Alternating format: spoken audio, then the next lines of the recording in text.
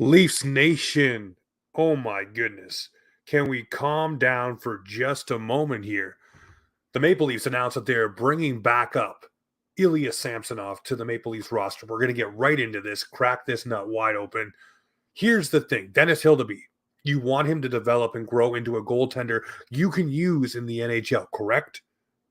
Not wrong there in my Leafs Nation. So this goaltender is sitting on the bench and only practicing, not commanding a crease, whether it's here in the NHL or in the AHL. He's sitting on that bench and he's getting practice time, yes, with NHL shooters, but he's not getting live in-game action. The other hand, you have Ilya Samsonov, who you are bringing back up. Yes, the confidence issues are there. Yes, he was only working with a goaltending coach, a little bit of time with some guys on the minor leagues, didn't get into any games. Here's the thing. You have to bring him back up. You have to have Ilya Samsonov on your bench and possibly give him an opportunity to rectify the problem.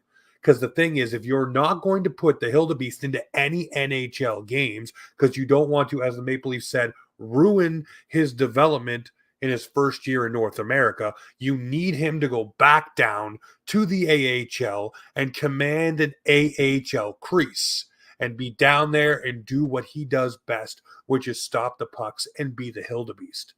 Let him command a crease. That's what he needs to do. You cannot just keep him up in the NHL, riding the pine and playing in practice. That does not help a guy that you hope to be something with his side and talent ability.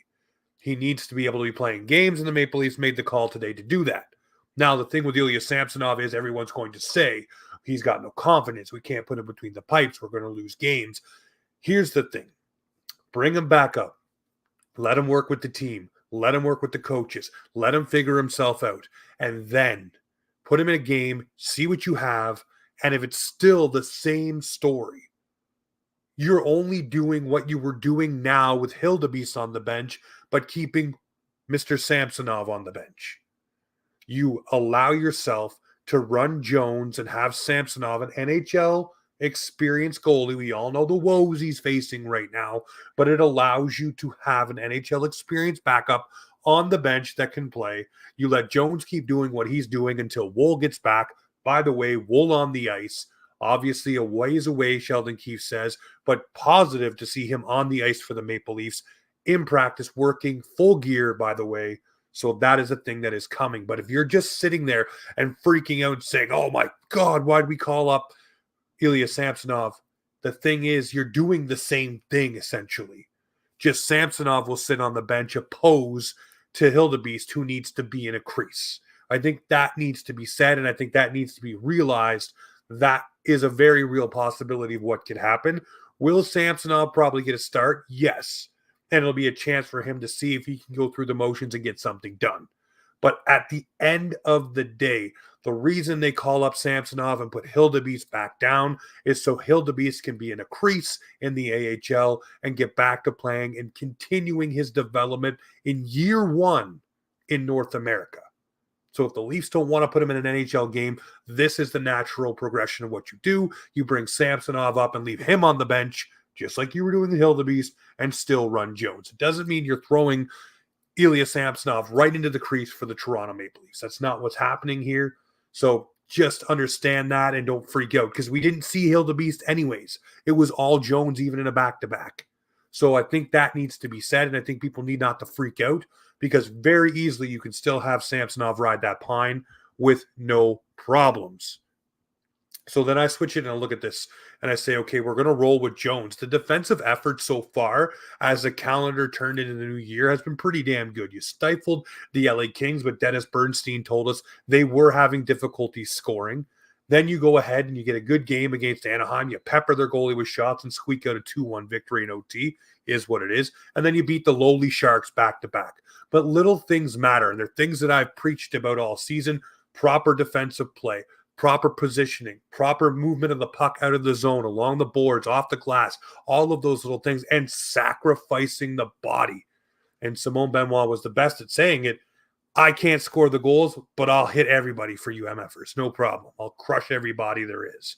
So I like that out of this squad. They're galvanized. They're coming after each other. They're looking after each other. They're pumping each other up. That stuff is a thing that matters. It shows the team is like this not in clicks. So that is a thing that does matter. One thing I am worried about the Toronto Maple Leafs is the penalty kill play. And yes, it's slowly ticking up a little bit. They were at one point middle of the pack. They've dropped back down into the 20s. They need to work on the face-off draws.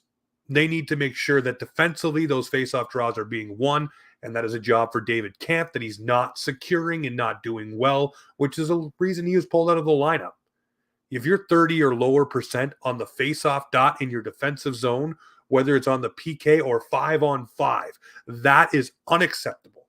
And a guy that might be able to rectify some of that situation, maybe you look at Dickinson out of Chicago, a hard-nosed kind of player, scored a hat trick against the Leafs, but could be a wily veteran player that gets in the lineup and does some damage as a bottom six forward for the Maple Leafs. Think Noah Gregor-ish, but with some more upside offensively maybe. I want the Leafs to go and investigate that, maybe make that deal. There's a history with Chicago, obviously. You went and got McCabe. You went and did those deals. Things can happen. You get Blackwell in the deal as well. I want to see what happens here for the – I'm Lafferty, not Blackwell. But you see there is a history. The Leafs need to address that because you need to address your penalty killing. Having a bottom-of-the-tier penalty killing is going to kill the Toronto Maple Leafs going up against better teams. This week we will see some tests. A defensively stout New York Islander team, the Colorado Avalanche. We all know what they can do with scoring and guys that score in bunches. They got 3 20-goal scorers already. This is going to be a couple games that test the Maple Leafs after some lackluster opponents. And I'll be the first to admit, I think the game on Saturday night, the Leafs in the second and third period took their foot off the gas and really had some problems facing the San Jose Sharks and let them get back into it. And if you look at each of the games too, even the LA Kings, they allowed them to double and triple their shot totals going into the second and third period. We all know you get more chances, there's likely more goals. So the foot needs to stay on the gas, and it did last night. And timely saves, something I preached about, and Martin Jones has been making timely saves at the right times to keep the Leafs where they need to be. And unfortunately right now, all of the teams that the Maple Leafs are facing, they're not allowing the Leafs to gain any ground. The Florida Panthers. The Boston Bruins, there's a question mark. We'll talk about them in a minute. But the Florida Panthers, Tampa Bay Lightning, everyone around them keeps winning as well, so there's not as much separation as you'd like for the Maple Leafs. Now, ship off the Maple Leafs here for the last 2 minutes of this 10-minute lunchtime bite-sized rant podcast that I'm throwing up here. Apologies. It's dry out in Nova Scotia, even if it's piss and rain. So I want to talk about Linus Ullmark. This could be big for the Boston Bruins. He was not able to skate off the ice under his own power or walk down the tunnel in the overtime against Arizona last night. Swayman had to come in, but that is something the Leafs are going to watch. Everything affects the Leafs here because if Boston, who's now lost 2 games in extra time in a row, do not have Linus Ullmark, that could spell some problems. Also, Porchois going down with an injury as well, and I think Carlo also out of the lineup. So that team is starting to fight the injury bug a little bit, which could benefit both Florida and Toronto in trying to catch them as they are, again, leading the Atlantic Division. Now, the other big injury, obviously, is Connor Bedard. He went for surgery, and it's now confirmed 6 to 8 weeks for that thing to heal. That absolutely sucks. Derails another young rookie career. But I want to sit here and say the head coach of the Blackhawks, the players, and even Connor Bedard, for what I've heard, said the hit wasn't dirty. It was just an unfortunate circumstance that ended up injuring the kid, and now he's out. So the problem is we miss Connor Bedard for 6 to 8 weeks. We probably miss him winning the Calder Trophy a la Connor McDavid.